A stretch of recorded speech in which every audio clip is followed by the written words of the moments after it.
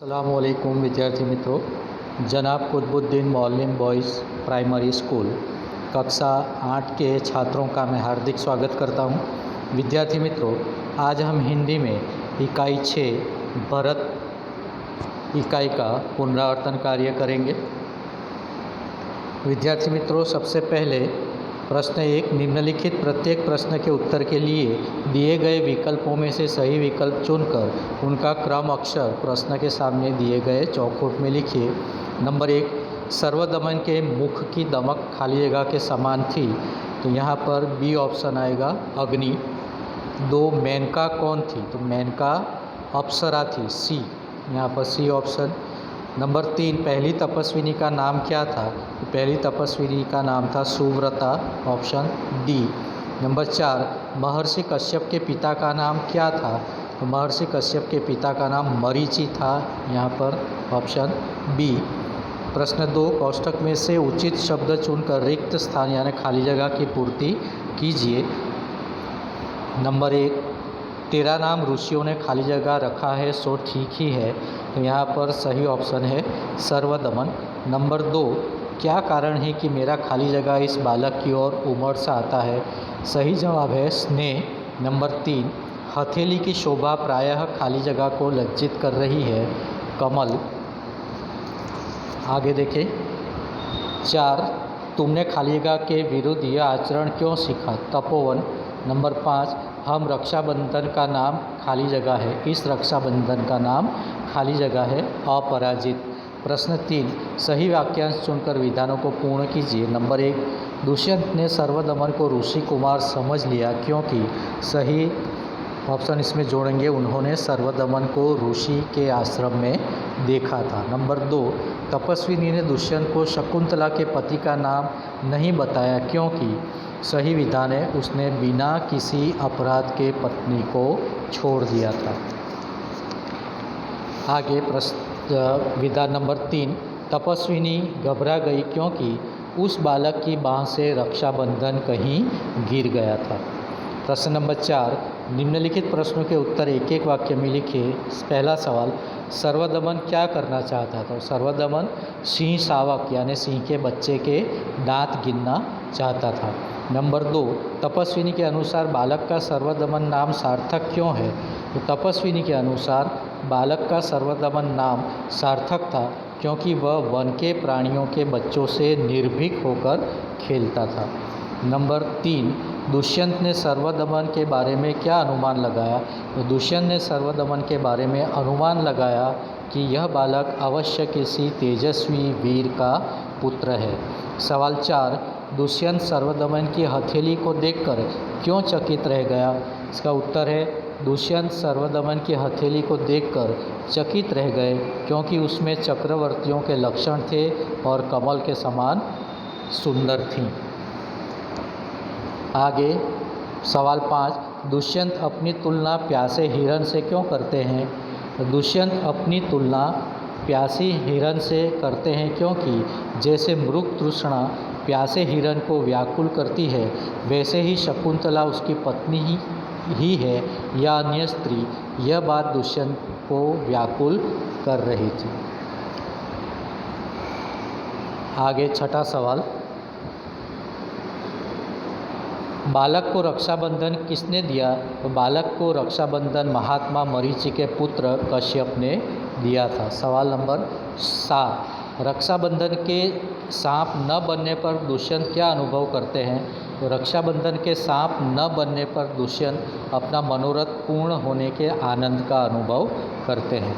प्रश्न 5, निम्नलिखित प्रश्नों के उत्तर 2-3 वाक्य में लिखिए। पहला सवाल, ऋषियों ने बालक का नाम सर्वदमन क्यों रखा, तो बालक वन के पशुओं के साथ निडर होकर खेलता था, उसके इसी साहसी और निर्भीक स्वभाव के कारण ऋषियों ने उसका नाम सर्वदमन रखा था।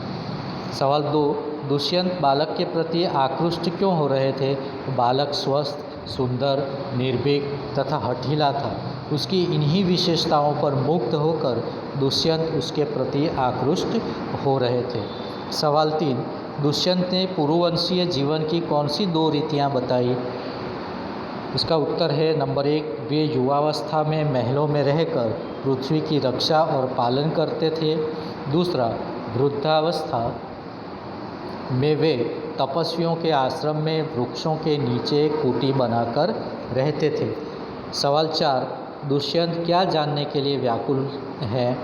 उत्तर, दुष्यंत को मालूम हो गया है कि बालक सर्वदमन की माँ का नाम शकुंतला है। अब वे ये जानने के लिए व्याकुल हैं कि क्या यह शकुंतला उनकी पत्नी है जिसका उन्होंने त्याग कर दिया था। प्रश्न नंबर 6, निम्नलिखित प्रश्नों के उत्तर लिखिए। पहला सवाल, दुष्यंत को कैसे पता चला कि सर्वदमन पुरुवंशीय बालक है? इसका उत्तर है, सर्वदमन तपस्विनी के कहने से सिंह शावक को छोड़ नहीं रहा था। तब तपस्विनी ने दुष्यंत से कहा कि अब तुम ही सिंह शावक को इसके हाथ से छुड़ाओ। दुष्यंत के कहने पर सर्वदमन ने सिंह शावक को छोड़ दिया। यह देखकर तपस्विनी को बहुत आश्चर्य हुआ। दुष्यंत ने उसके आश्चर्य का कारण पूछा। तब तपस्विनी ने कारण बताते हुए कहा कि इस बालक की सूरत तुम्हारी सूरत से बहुत मिलती जुलती है और यह बालक तुम्हें जानता नहीं है, फिर भी इसने तुम्हारा कहना मान लिया। तुम इसे ऋषि कुमार समझते हो, पर यह ऋषि कुमार नहीं, पुरुवंशी है। इस प्रकार दुष्यंत को पता चला कि सर्वदमन पुरुवंशीय बालक है। सवाल 2, सर्वदमन के व्यवहारों को देखकर दुष्यंत के मन में कौन सी विचार आते हैं? तो सर्वदमन का साहस, निर्भयता और बालहट देखकर दुष्यंत बहुत आनंदित होते हैं। उनके मन में सर्वदमन के प्रति प्रेम उमड़ जाता है। सर्वदमन के मुख पर अग्नि जैसी दमक देखकर उन्हें आश्चर्य होता है। उन्हें लगता है कि ये निश्चय ही किसी तेजस्वी वीर का पुत्र है। बालक के हाथ में चक्रवर्तियों जैसे लक्षण और उसकी कमल जैसी हथेलियां देखकर वे आनंद और आश्चर्य में डूब जाते हैं। सर्वदमन के हाथ से सिंह शावक छुड़ाते समय बालक के हाथ का स्पर्श कर अत्यंत सुख का अनुभव करते हैं। इस प्रकार सर्वदमन के व्यवहारों को देखकर दुष्यंत के मन में तरह तरह के विचार आते हैं। सवाल 3, दुष्यंत को ऐसा कब लगता है कि उसका मनोरथ पूरा हुआ? इसका उत्तर है, सिंह शावक के साथ खेलते समय बालक सर्वदमन का धागा गिर गया। दुष्यंत जब उसे उठाने लगे तो तपस्विनियों ने उन्हें रोका, फिर भी उन्होंने उसे उठा लिया। तपस्विनियों को आश्चर्यचकित देखकर दुष्यंत ने उसका कारण पूछा। तपस्विनियों ने कहा, यदि यह धागा ज़मीन पर गिर जाए तो उसे बालक के माता पिता के सिवा दूसरा कोई नहीं उठा सकता। अगर कोई दूसरा उठा ले तो यह धागा सांप बनकर उसे डस लेता है। ऐसा उनके अनेक बार हो चुका था, परंतु धागा उठाने पर दुष्यंत को कुछ नहीं हुआ। इससे सिद्ध हो गया कि वे ही बालक के पिता है। तब राजा दुष्यंत को लगता है कि उनका मनोरथ पूरा हुआ। सवाल 4, भरत एकांकी के आधार पर बालक सर्वदमन की विशेषताओं का वर्णन कीजिए। इसका उत्तर है, सर्वदमन सुंदर, स्वस्थ और आकर्षक बालक है। उसका मुंह अग्नि के समान दमक रहा है। उसका साहसी और निर्भीक स्वभाव देखकर आश्चर्य होता है। सिंह शावक के साथ खेलने में वह ज़रा भी नहीं डरता। शावक की माँ सिंहनी का भी उसे भय नहीं है। वह इतना हठी है कि तपस्वियों के समझाने का उस पर कोई असर नहीं होता। उसके हाथ में चक्रवर्ती सम्राट के लक्षण हैं। उसे खिलौनों से स्वाभाविक लगाव है। आगे देखें। प्रश्न 5, निम्नलिखित पात्रों का परिचय दीजिए। सबसे पहले दुष्यंत। राजा दुष्यंत कोमल हृदय की व्यक्ति हैं। बालक सर्वदमन ही बाल चेष्टाएं उन्हें मुग्ध कर देती है। उसके प्रति राजा के मन में स्नेह उमड़ने लगता है। वे सोचते हैं कि यह उनका पुत्र होता तो कितना अच्छा होता। फिर ऐसी घटनाएं घटती हैं जिनसे सिद्ध हो जाता है कि बालक सर्वदमन उन्हीं का पुत्र है। तब दुष्यंत के आनंद की सीमा नहीं रहती। उनका पितृ हृदय वात्सल्य से भर जाता है। दूसरा है सर्वदमन। पात्र परिचय। सर्वदमन निडर, बलवान और तेजस्वी बालक है। वह सिंह शावक के दांत गिनना चाहता है। वह असाधारण बालक है। राजा दुष्यंत के एक बार कहने पर ही वह सिंह शावक को छोड़ देता है, जबकि वह तपस्विनियों की बात ही नहीं सुनता था। उसके दाएं हाथ में अपराजित नामक रक्षा सूत्र यानी कि धागा बंधा हुआ था, जो साबित करता है कि वह दुष्यंत का ही पुत्र है और फिर पिता पुत्र का मिलन होता है। आगे है प्रश्न 7, निम्नलिखित मुहावरों के अर्थ लिखकर वाक्य में प्रयोग कीजिए। पहला है बात कान पर न धरना यानी अनसुना करना।